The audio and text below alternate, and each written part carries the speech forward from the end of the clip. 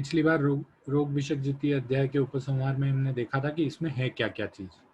तो सबसे पहले इसमें शास्त्र परीक्षा है। शास्त्र परीक्षा हमने पिछली बार कर ली कि कौन से शास्त्र में जाना चाहिए, जो शास्त्र ज़्यादा पॉपुलर हो, जिसमें यश होने का चांसेस ज़्यादा हो, जो हमारे आईक्यू के डिपेंडेंट हो, जो ज़्यादा कठिन नहीं हो, जिसमें बोली भाषा जो नॉर्मल भाषा के शब्द हो, ऐसे शास्त्र परीक्षा हमको करनी चाहिए।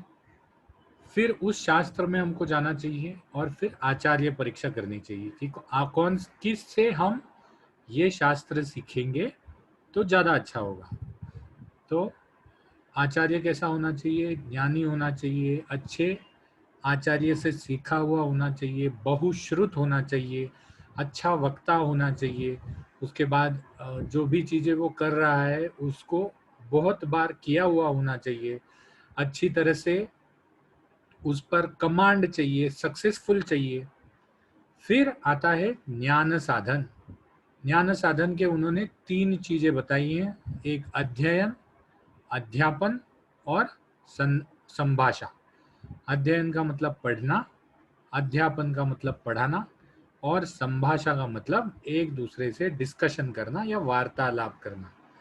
तो अब ये 3 ज्ञान साधन देखने के बाद आज हम देखेंगे अध्ययन विधि और अध्यापन विधि। अध्ययन विधि मतलब पढ़ाई कैसे करनी चाहिए और अध्यापन विधि मतलब पढ़ाना कैसे चाहिए। ये दोनों चीजें जो हैं, जैसे मैंने पिछली बार भी समझाया था कि ये दोनों चीजें आज की तारीख में इसके प्रिंसिपल्स जरूर से खरे उतरते हैं समय के अनुसार, लेकिन जो प्रोसीजर है ये प्रोसीजर पूरा गवर्नमेंट ऑफ इंडिया ने चेंज कर दिया है। तो लेट अस स्टार्ट विथ अध्ययन विधि। हमको अध्ययन किस प्रकार करना चाहिए? तो अध्ययन में उन्होंने कहा है कि निरोग अवस्था में, जब हमको कोई रोग नहीं हो, समय में मतलब जो अध्यापन का टाइम टेबल हमने फिक्स कर लिया है। पुराने जमाने में अध्यापन का टाइम टेबल कब शुरू होता था? अध्ययन का टाइम टेबल कब शुरू होता था? अध्ययन का टाइम टेबल शुरू होता था ब्राह्म मुहूर्त के बाद। ब्राह्म मुहूर्त के बाद जब कफ का काल चालू हो जाता था, तो कफ जो है वो बुद्धि को सपोर्टिव है।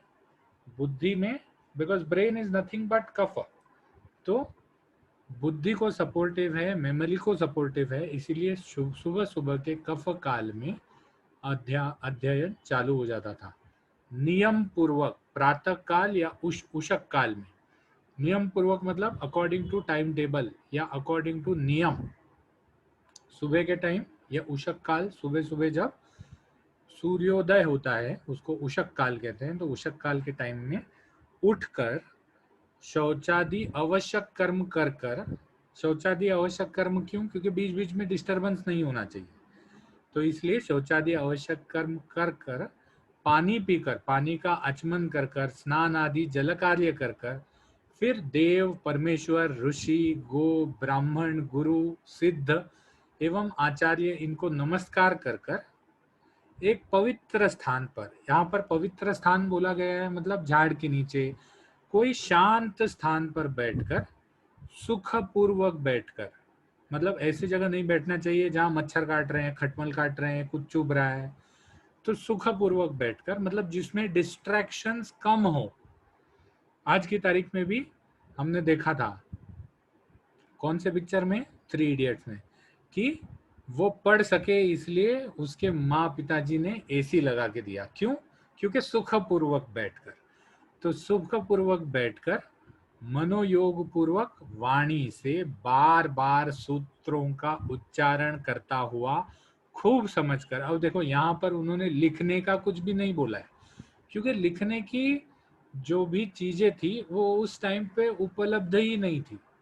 लिखने की चीजें उस समय उपलब्ध ही नहीं थी। तो मनोपूर्वक, मन से, पूरे मन को एकाग्र कर कर वाणी से बार बार सूत्रों का उच्चारण करता हुआ, और वो भी सिर्फ उच्चारण नहीं, खूब समझकर, मतलब जो सूत्र का उच्चारण कर रहा है उसको समझ समझ कर अर्थ तत्वों में बुद्धि द्वारा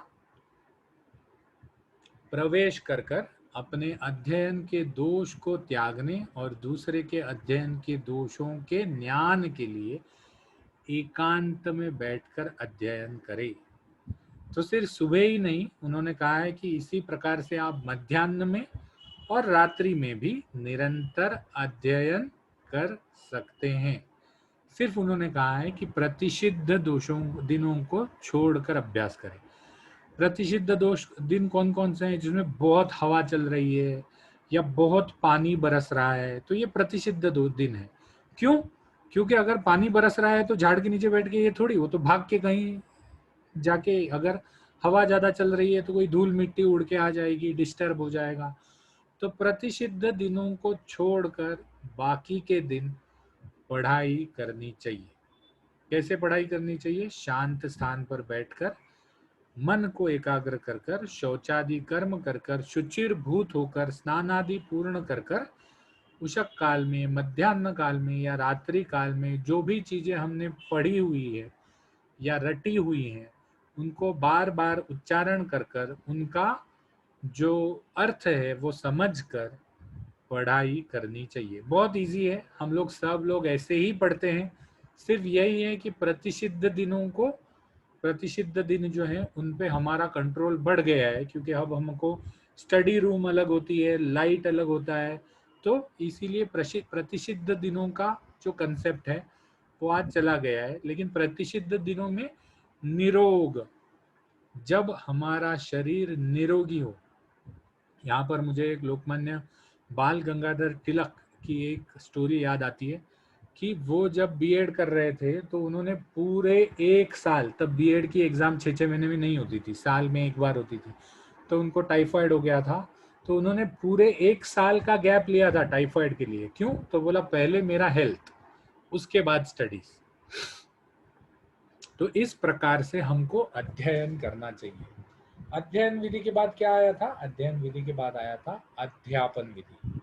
मतलब किस बच्चे को सिखाना चाहिए, क्योंकि जैसे हम आचार्य की परीक्षा करते हैं वैसे ही आचार्य भी जो शिष्य है, स्टूडेंट है, उसकी भी तो परीक्षा करनी चाहिए। क्योंकि क्या पता कोई शिष्य हमारे पास आ गया, सिगरेट बीड़ी दारू तंबाकू वाला शिष्य आ गया और गलत काम करने वाला शिष्य आ गया, उसको हमने पढ़ा लिया और बाद में उसने जाके हमारा नाम जो है किसके पास पढ़ा है, तो सर मैं इसके पास पढ़ा हूँ, तो हमारा नाम जो है वो खराब कर दिया। अध्यापन विधि आज की तारीख में कैसे किया जाता है? आज की तारीख में ये नीट से किया जाता है। नीट, राइट, नीट से ही एग्जाम्स होते हैं।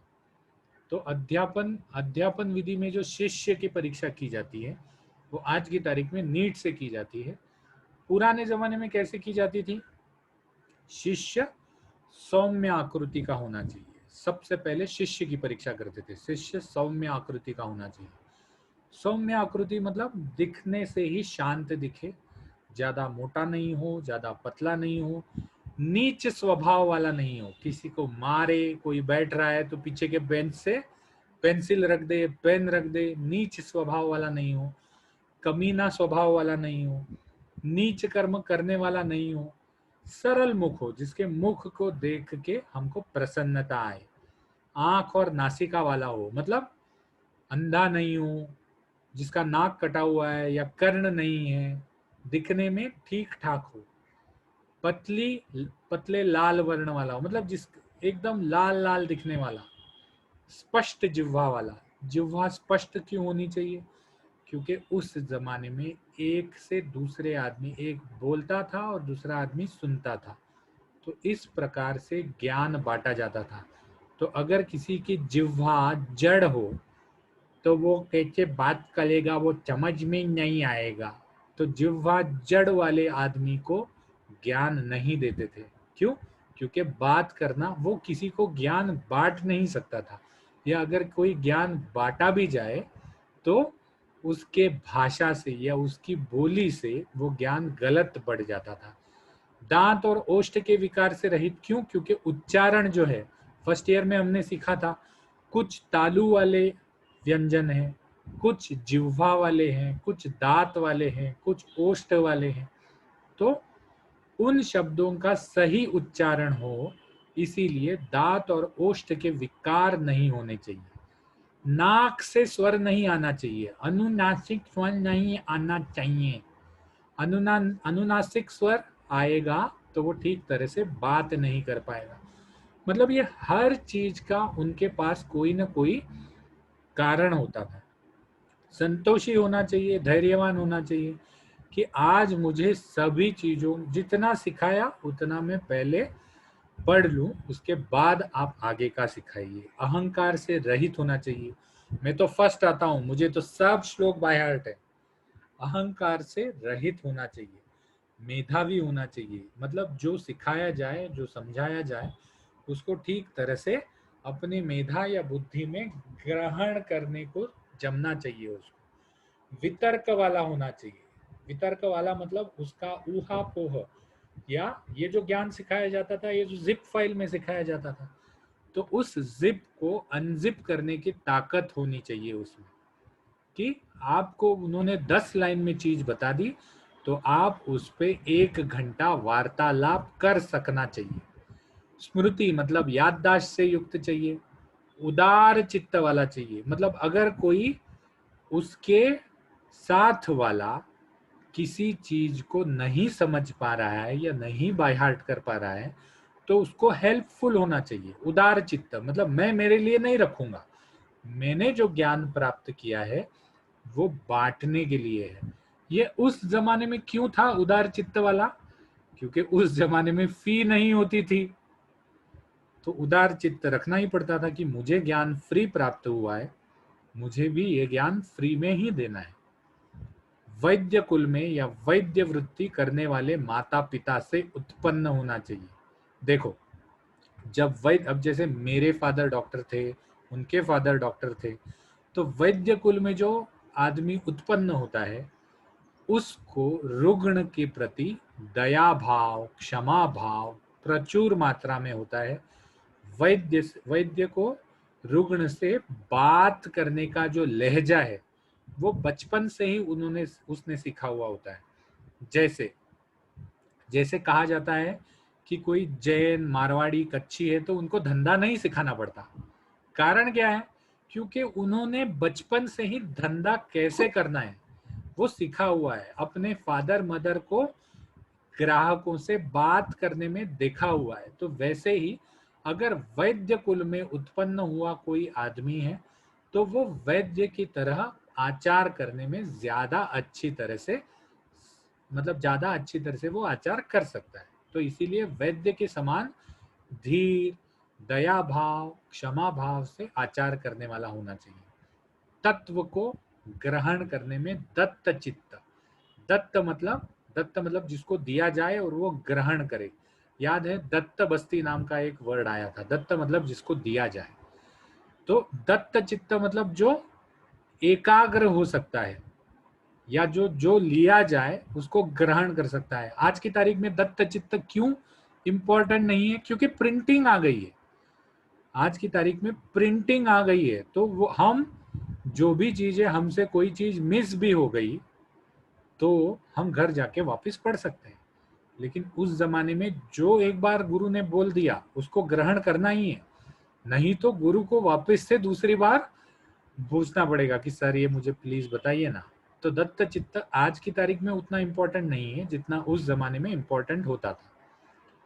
अविकल अंग वाला मतलब जो, अगर हम वनस्पति सीखने के लिए जंगल में जा रहे हैं तो लूला है, लंगड़ा है तो हमारे साथ नहीं चल पाएगा। नाटा है तो उतनी ऊपर से वनस्पति नहीं तोड़ पाएगा। तो अविकल अंग वाला होना चाहिए, संपूर्ण इंद्रियों से युक्त होना चाहिए। इसका मैंने ये बता ही दिया था क्यों संपूर्ण इंद्रियों से युक्त होना चाहिए। निभृत, भृत मतलब भारी, और निभृत मतलब विनीत, जिसका मन भारी नहीं हो, जिसका मन जो है वो विनम्र हो। क्यों होना चाहिए? क्योंकि गुरु के साथ अपने शिष्य जो कलीग्स हैं उनके साथ विनम्रता से उसको बिहेव करना चाहिए।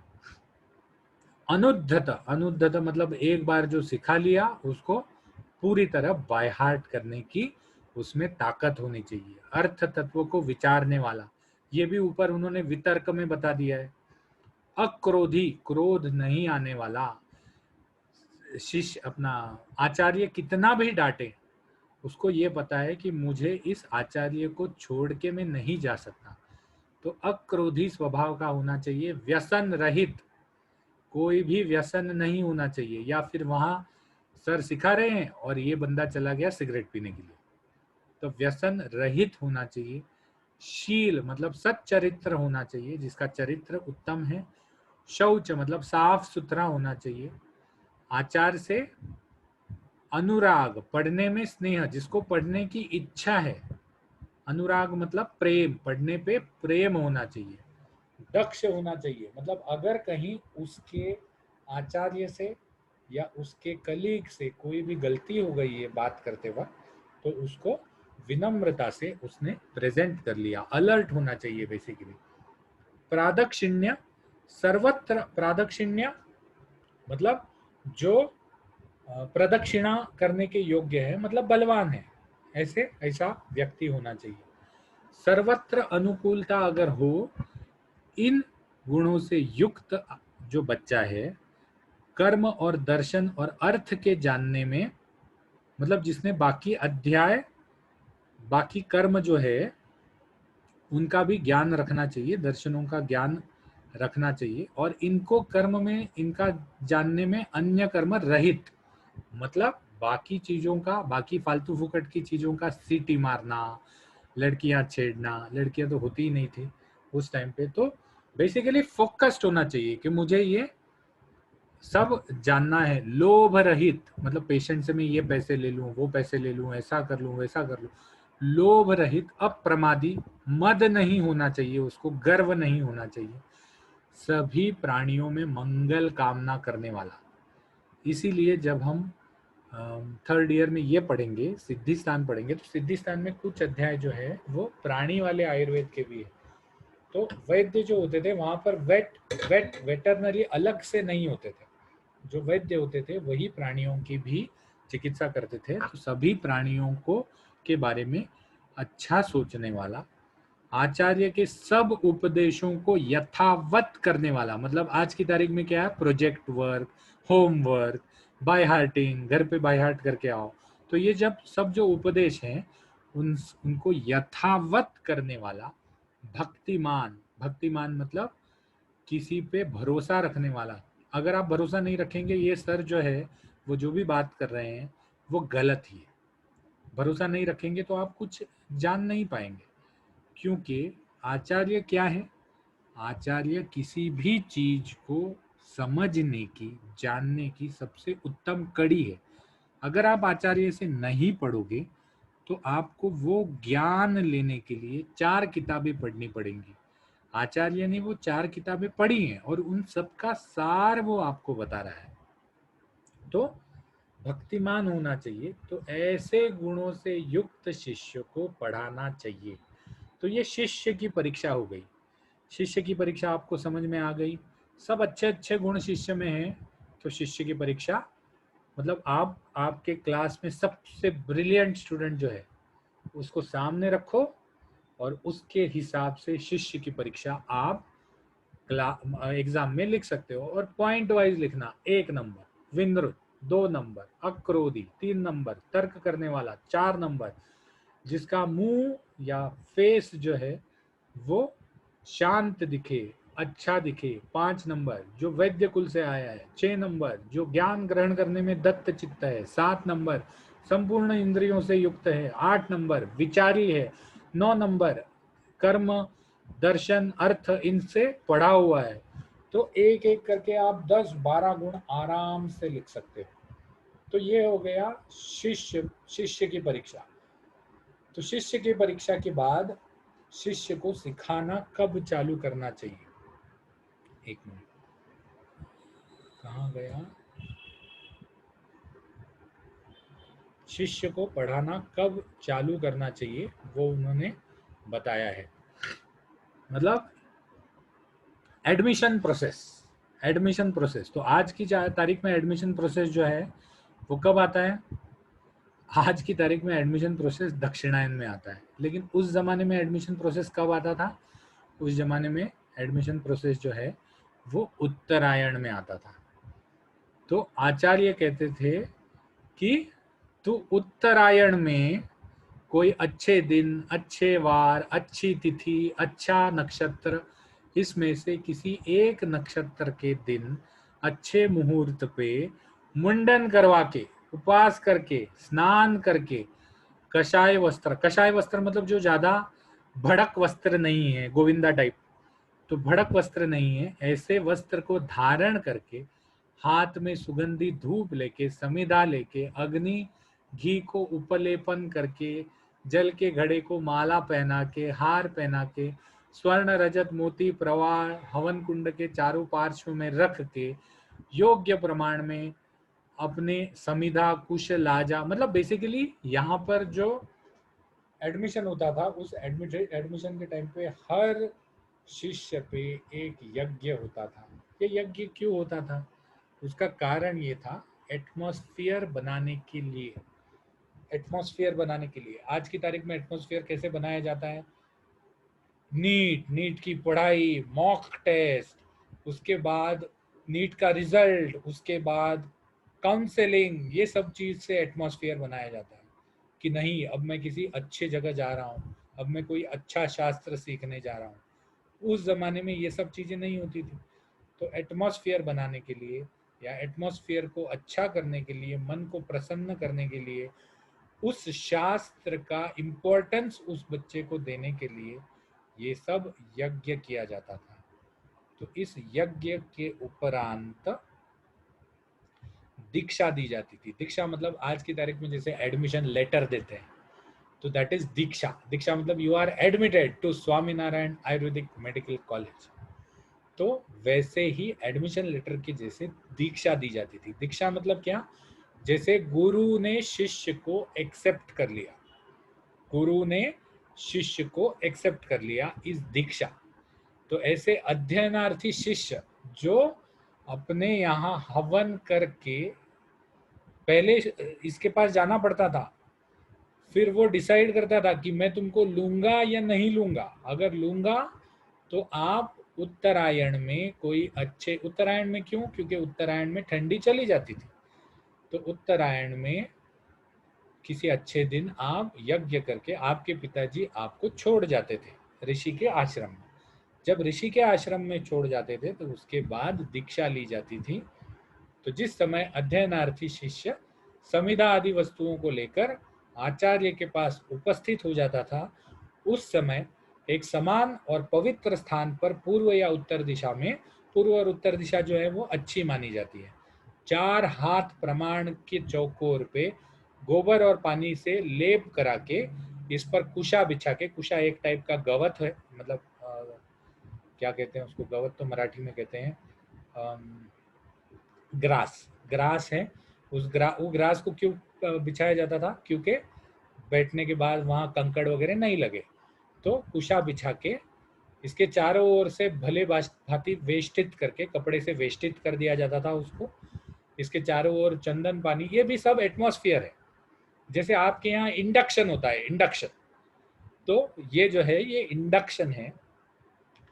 चांदी के पानी के घड़े को रेशम, स्वर्ण, चांदी, मणि, मुक्त, मूंगा आदि पवित्र भक्ष, गंध, श्वेत पुष्प, लाजा, सरसों, अक्षत आदि वस्तुओं को सजा के, इसमें पलाश, इंगुदी, गुलर, महुआ आदि किसी एक वृक्ष की समिधा से अग्नि प्रज्वलित करके, पवित्र पूर्व मुख बैठ के अध्ययन विधि के अनुकूल आशीर्वाद वाले मंत्रों को ब्राह्मण, मतलब ब्राह्मण जो भी उस ऋषि के कुल में उत्पन्न ब्राह्मण हैं, वो इन सबके, ब्राह्मण, अग्नि, धन्वंतरी, प्रजापति, अश्विनी कुमार, इंद्र आदि के सूत्रों को मंत्रोच्चारण करके, उनको आह्वान करके, शब्द के साथ शहद और मधु से प्रत्येक 3-3 बार आहुति देते थे। तो ये एटमॉस्फेयर बनाने, इसमें कुछ नहीं है। आज की तारीख में ये सब करना पॉसिबल है नहीं। ठीक है, आप आए और स्वामीनारायण में प्रिंसिपल सर बैठे हैं और आपके आजू बाजू उन्होंने ये कर दिया, ये सब पॉसिबल नहीं है. So what they give an admission letter and they give a induction. ठीक है. तो आचार्य के होम कर जाने पे शिष्य भी होम करे, मतलब आचार्यों ने आहुति डाल दी, उसके बाद शिष्य भी आहुति डाल दी. क्योंकि इस जमाने में क्या होता था, अग्नि को सबसे पवित्र माना जाता था, अग्नि देवता सबसे पवित्र माने जाते थे. तो जो भी चीजें होती थी वो अग्नि को साक्ष्य रख के होती थी. आज की तारीख में हम अग्नि को साक्ष्य, आज की तारीख में we need law, we need documentation. लेकिन उस जमाने में इतना स्वस्थ चित्त आदमी होता था कि अग्नि देवता को साक्षी में रख कर जो भी चीजें मैंने कर ली तो वो मुझे करनी है. इसीलिए शादियां भी अग्नि देवता को साक्ष्य रख के करते थे. तो एक बार मैंने शिष्य को एक्सेप्ट कर लिया तो मैं उसको छोड़ नहीं पाऊंगा. क्यों? क्योंकि वो प्रतिज्ञा जो है वो मैंने अग्नि देवता के सामने रख के ली है. आज की तारीख में अग्नि देवता को तो ठीक है, आज की तारीख में हमको मैरिज रजिस्टर करना पड़ता है. तो उस जमाने में जितनी भी चीजें होती थी सब अग्नि को साक्ष्य रख के होती थी, हवन करके होती थी. तो हवन की 3 परिक्रमा शिष्य ने भी करनी चाहिए और पीछे ब्राह्मणों की परिक्रमा करके स्वस्ति वचन और वैद्यों की पूजा करनी चाहिए. साथ ही साथ फिर आचार्य ने शिष्य को उपदेश देना चाहिए. ठीक है, इसमें कोई भी डाउट है आपको, आप अभी पूछ सकते हैं. लेकिन ये सब चीजें जो हैं वो आज की तारीख, मतलब जब बेसिक थिंग इज दैट एक एटमॉस्फेयर क्रिएट किया जाता था कि जिस एटमॉस्फेयर से उस आने वाले नए व्यक्ति को उस पूरे कुल का या उस पूरे आश्रम का, आज की तारीख जैसे आश्रम नहीं होते थे, जैसे ये MX प्लेयर पे आश्रम है, तो वैसे आश्रम नहीं होते थे. आश्रम बहुत ही पवित्र स्थान होता था. लोग मतलब पुराण कथाओं में आपने पढ़ा होगा या पढ़ा नहीं होगा, तो अगर कोई देव किसी राक्षस के पीछे लग गया तो वो राक्षस भी आश्रम में आके छुप जाता था. क्यों? क्योंकि वो आश्रम का जो ऋषि है वो उसकी रक्षा करेगा. तो राक्षसों की भी आश्रम एक बहुत ही पवित्र स्थल होता था. तो इसीलिए उस पवित्र स्थल का पवित्र समझाने के लिए, उस पवित्र स्थल का जो एटमॉस्फेयर है वो नए आने वाले बालक को समझाने के लिए, क्योंकि उस जमाने में कब होता था, 8-9 साल में बालक जाते थे आयुर्वेद पढ़ने के लिए और 17-18 साल में, मतलब 10 साल तक पढ़ाई होती थी. जैसे आज BMS और MD अगर दोनों पकड़े तो 12 साल की पढ़ाई होती है. तो उस समय में 10 साल की पढ़ाई होती थी, 10 साल 11 साल की. तो उस 12 साल 11-12 साल में उसको उसी आश्रम में रहना है, तो उसका सब नियम धर्म उसको समझाने के लिए ये सब किया जाता था. ठीक है. तो अब उपदेश क्या देना है आपको, जैसे आपके यहाँ क्या है, डिसिप्लिन. जब से प्रिंसिपल सर आए हैं उन्होंने डिसिप्लिन बना के रखा है. तो डिसिप्लिन में उनको कुछ नियम समझाए जाते थे. जैसे आपको नियम है 70% अटेंडेंस, प्रोजेक्ट वर्क टाइम पे कंप्लीट करना, हर इसको आ जाना. तो वैसे उपदेश दिए जाते थे. तो आचार्य शिष्य के सामने या अग्नि के सामने, ब्राह्मण के सामने, वैद्य के सामने क्या क्या उपदेश देते थे कि भाई तुझे ब्रह्मचारी रहना है. ब्रह्मचारी रहना है मतलब मन से और शरीर से मैथुन का इन 10 सालों तक त्याग करना है, श्मश्रुदारी रहना है. मतलब अब तो तुम पूरा लॉकडाउन कट मार के आए हो, लेकिन यहाँ से आगे तुमको श्मश्रु, दाढ़ी मूछ काटना अलाउड नहीं है, क्योंकि तुमको ऋषि जैसा दिखना पड़ेगा. सत्यवादी ऋषि जैसा क्यों दिखना पड़ेगा? जैसे आप लोग ये पहन के आते हैं यूनिफॉर्म, वैसे उनका यूनिफॉर्म वही था, कषाय वस्त्र और श्मश्रु.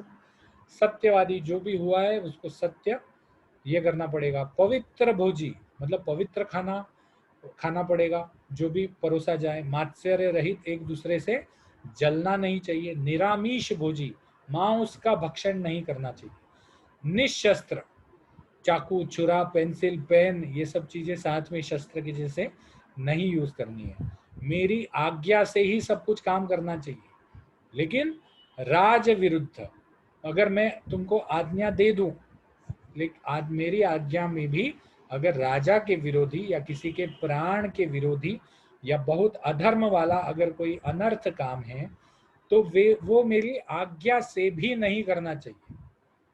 तो बेसिकली प्रिंसिपल समझाए जाते थे, तुझको मुझे अर्पण कर लेना चाहिए, मेरी प्रधानता को एक्सेप्ट कर लेना चाहिए, मेरे अधीन रहना चाहिए, मेरे प्रिय और मेरे हितकर रहकर सदा बरतना चाहिए, बर्ताव वैसे रखना चाहिए, पुत्र पिता की या भृत्य स्वामी की जैसे हमारा व्यवहार होना चाहिए, अर्थी धनी के जिस प्रकार सेवा करता है वैसे ही तुझे मेरी सेवा करनी चाहिए, उत्सुकता रहित रहना चाहिए, दत्त चित्त रहना चाहिए, सावधान रहना, दत्त चित्त मैंने समझा दिया है, सावधान अलर्ट रहना चाहिए, एकाग्र मन से रहना चाहिए, बार बार देख कर कार्य करने चाहिए, निंदा से रहित और मेरी आज्ञा से घूमना चाहिए यहाँ वहाँ, अगर कोई कहीं बाहर मतलब जो भी कैंपस में हो रहा है तो उस कैंपस में होने वाले हर चीज का किसके ऊपर दायित्व आता है? कॉलेज के ऊपर। कैंपस से बाहर अगर आप कुछ कर रहे हो तो उसका दायित्व कॉलेज पे नहीं आता, तो इसीलिए आज्ञा के बिना यहाँ वहाँ घूमना नहीं चाहिए, अर्थ लाने का प्रयत्न करना चाहिए गुरु के लिए। अर्थ, अब यहाँ पर अर्थ में धन लिया गया है, लेकिन धन ही नहीं, यहाँ पर आश्रम में जो भी खाना भी आता था वो लोगों की भिक्षा से आता था, वो आश्रम में कोई अनाज नहीं उगाते थे, तो इसीलिए उनकी एक प्रभात फेरी निकलती थी, ओम भवती भिक्षान देही, मतलब उस आज आश्रम के आसपास जो भी गांव रहते थे उस गांव में किसी ने चावल दान दे दिए, किसी ने गेहूं दे दिए, किसी ने फल दे दिए, तो वो सब फल ले आके फिर आश्रम में बांटे जाते थे। तो यहाँ पर भले धन अर्थ है, लेकिन यहाँ धन, ये लोगों को धन का कोई लेना नहीं देना देने थे, क्योंकि उस जमाने में धन का इतना इंपॉर्टेंस ही नहीं होता। चिकित्सा कर्म में सफलता, धन प्राप्ति, यश लाभ और परलोक में स्वर्ग की कामना करके तुझे गो ब्राह्मण का प्रथम संस्कार कर सभी प्राणियों की मंगल कामना करनी चाहिए। आज की तारीख में what we do after we pass, when we are going to register, we sign the Hippocratic oath. Hippocratic oath क्या कहता है कि मैं हर पेशेंट को अपने बच्चे की तरह रखूंगा, पैसे की कभी कामना नहीं करूंगा, अगर उसके पास पैसे नहीं है फिर भी उसकी जान बचाने की कोशिश करूंगा। तो वैसे ही ये हम हिपोक्रेटिक ओथ आज पढ़ने के बाद साइन करते हैं, वहां पर उनको पढ़ने के पहले ही बता दिया जाता था। प्रतिदिन उठते बैठते जागते सोते सभी अवस्थाओं में संपूर्ण समय रोगियों के कल्याण करने के लिए प्रयत्नशील रहूंगा, मन से भी परस्त्री की चाह नहीं करूंगा, इस प्रकार दूसरे के धन की भी ज्यादा कामना नहीं करूंगा, नम्र रहूंगा, अच्छे वस्त्र पहन के रहूंगा, प्रमाद रहित रहूंगा, खुद कोई पाप नहीं करूंगा, किसी पापी का साथ नहीं दूंगा, कोमल भाषण करूंगा, निर्दोष रहूंगा, धर्म के हिसाब से आचरण करूंगा, सुखकारक रखने का कोशिश करूंगा, सत्य के मार्ग पर चलने वाला रहूंगा, हितकारी वाणी से बात करने वाला रहूंगा, देश काल के विचार से मेरे जो कर्म हैं वो करूंगा, स्मृतिवान रहूंगा, ज्ञान और अभ्युदय, अभ्युदय मतलब सभी प्राणियों का उदय, इसके लिए कामना या यत्नवान रहूंगा, राजा जिनसे द्वेष करता है उनका मैं साथ नहीं दूंगा,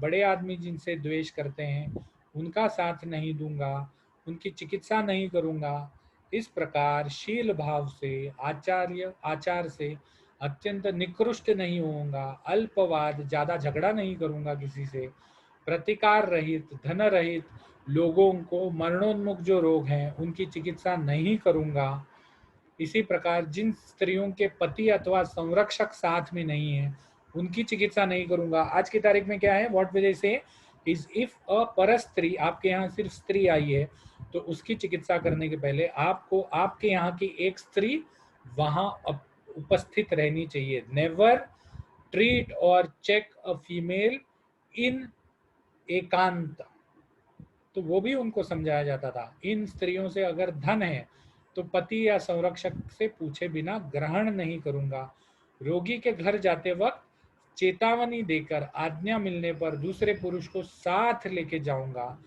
सिर नीचे करके जाऊंगा, स्मृतिवान होके स्थिर मन से अपनी ट्रीटमेंट करूंगा, भली प्रकार से घर में पहुंच जाऊंगा, घर से जाने में रोगी के उपकार के सिवा दूसरे कोई भी चीजों में वाणी को, मन को, बुद्धि को, इंद्रियों को नहीं लगाऊंगा। रोगी के घर के रहस्यों को आज की तारीख में भी देखो, अगर कोई फीमेल आती है और वो प्रेग्नेंट है और आपको बोलती है कि सर मेरा एबॉर्शन करवाओ, ये जो बच्चा है मेरे बेटे का, मेरे पति का नहीं है, तो आपको जाके तुरंत उसके पति को फोन करना गलत है। ठीक है, कि ये चरित्रहीन स्त्री है, तो फोन करना गलत है। तो अब पेशेंट के सीक्रेट्स को बाहर ये नहीं करना चाहिए। इसीलिए भी मैं जब भी मेरे पेशेंट के कोई ये बताऊंगा, मेरे पुराने पेशेंट जो भी हैं, तो उनके अगर मैं कोई किस्से बताता हूँ तो किसी का भी नाम नहीं बताता, ताकि सीक्रेट रहना चाहिए। तो जहां पर करने से अन्य प्राणी के मरने की संभावना हो, वहां पर रोगी के आयुष्य का क्षय हो जाने पर भी ये सब नहीं कहना चाहिए। ज्ञानवान होने पर भी अपनी ज्ञान की प्रशंसा नहीं करनी चाहिए। सत्यभाषी आप विद्वान होने पर भी अपने मुख से अपनी प्रशंसा नहीं करनी चाहिए। लोगों ने प्रशंसा करनी चाहिए, अपने मुख से हम प्रशंसा नहीं करनी चाहिए। तो यहाँ हम रुक जाते हैं और यहाँ पर हम अटेंडेंस ले लेते हैं। I will shortly share the attendance link with you. फटाफट फटाफट अटेंडेंस ले लो, क्योंकि शायद हमारे पास मैन्युअली अटेंडेंस लेने का समय नहीं हो। तो ये चैट बॉक्स में मैंने लिंक डाल दिया है। अच्छा, जानवी या रजनी किसने मुझे पूछा था कि वात कला कली अध्याय का चार्ट कैसे बनाना है। वात कला कली अध्याय में 3-4 चीजें मेंशन्ड है। उसमें सबसे मेन मेंशन्ड है, ये एक संभाषा विधि है, मतलब उस अध्याय में संभाषा की जा रही है। तो संभाषा विधि में आप 2 प्रकार से चार्ट बना सकते हैं। एक तो किस ऋषि ने क्या बताया, उसका एक चार्ट बन सकता है। दूसरा जो है वो वात के गुण, पित्त के गुण, कफ के गुण, वात के कर्म, पित्त के कर्म, कफ के कर्म, इसका एक चार्ट बन सकता है। जो भी चार्ट बनाएंगे ध्यान में रखना है कि चार्ट आपको कम से कम 6 फुट की दूरी से ठीक से नजर आए। नहीं तो ये अध्याय बहुत बड़ा है, तो कहीं आप बहुत ही छोटी छोटी चीजें नहीं लिखो। तो ये चार्ट ऐसे बनाना है। अच्छा, अगर किसी का अटेंडेंस नहीं आया है तो वो, अगर किसी को वो लास्ट वाला पेज नहीं दिखा है तो प्लीज आप चैट बॉक्स में अपना नंबर छोड़ सकते हैं,